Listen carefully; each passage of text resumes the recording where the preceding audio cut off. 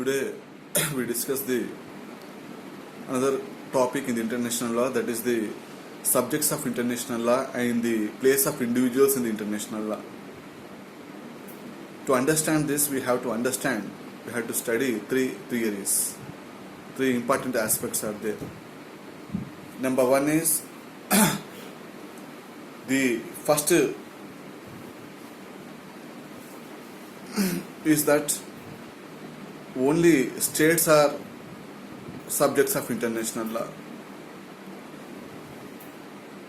Why? Because the public international law deals in between the states, how the states have to interact with each other, how they have to correspond, how they have to respect each other. So such principles have been classified as the international law. Even if you go to 17th century, 18th century, and 19th century up to 1945, the individuals have no role in the international law. Or we can say they have lesser role. This is a common belief that international law only applicable in case of states. States have to practice the international law.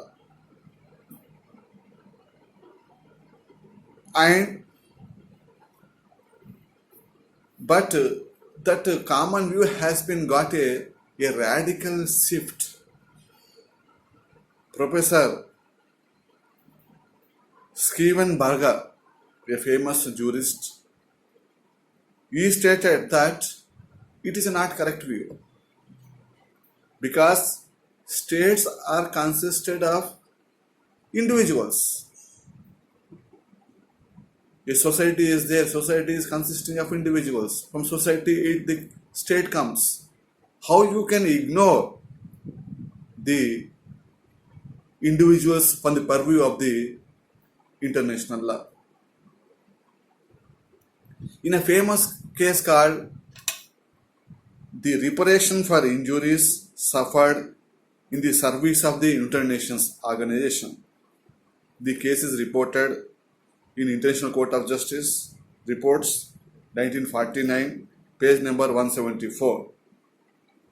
In that case, the court has clearly opined that international law not only binds in between the states, but also international law has repercussions upon the individuals, the personals working in a international institutions or international agencies. If they suffer any sort of injuries, they can file a case against such institution where they are working. So the first stand that international law only applicable to the states is not hold good as on today, because have seen number of radical changes have been taken place since 1945 by the advent of the United Nations organization. And the second thing is that individuals alone are subjects of international law. This theory is main exponent of this theory is Kelsen, the famous jurist, and he was supported by Westlake. They opined that international law is a law, though it belongs to entire nations, every nation has to bound by the law, but who are the nations? What the nations have been consisting of? The nations have been consisting of individuals. So whatever law you are making, whatever law convention you are adapting in the international level, that should be for the purpose of individuals.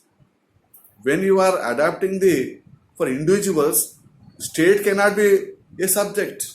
Only individuals are subjects of the international law. That was the opinion rendered by the Kelson.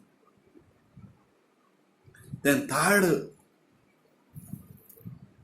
stand is that states are main subjects of international law, but individuals, international organizations, and certain non-state entities are also subject of international law. So this is a innovative stand. That is a international law not only restricted to the states and the individuals, it should be expounded furthermore, because Stark, very famous jurist, he given a very comprehensive definition of the international law. He stated that international law applicable to state in between the states, international applicable to states to other states, and state to institutions, and international applicable is applicable to states in one hand, and non-state entities. Like that, he given very, very comprehensive definition. So the same definition he's been visible here.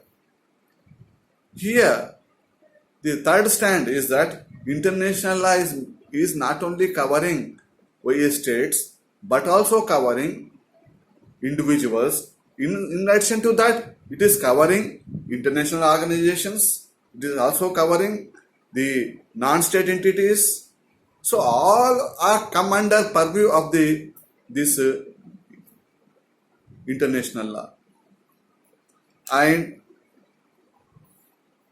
so this theory is basically supported by P.F. Corbett, another international jurist, and also a number of other jurists also supported this theory. And as on today, this theory has received a lot of acclaim and support from the philosophers and jurists. Why? Because the purview of international law has been expounded in a tremendous manner.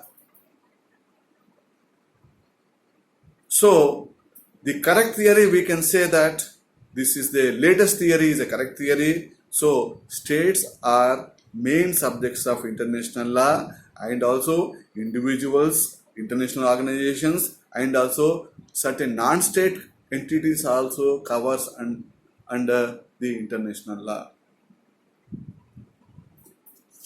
And so these are the three important stands are there, but the first, second, and third, now most of the states have been following the third stand. Thank you.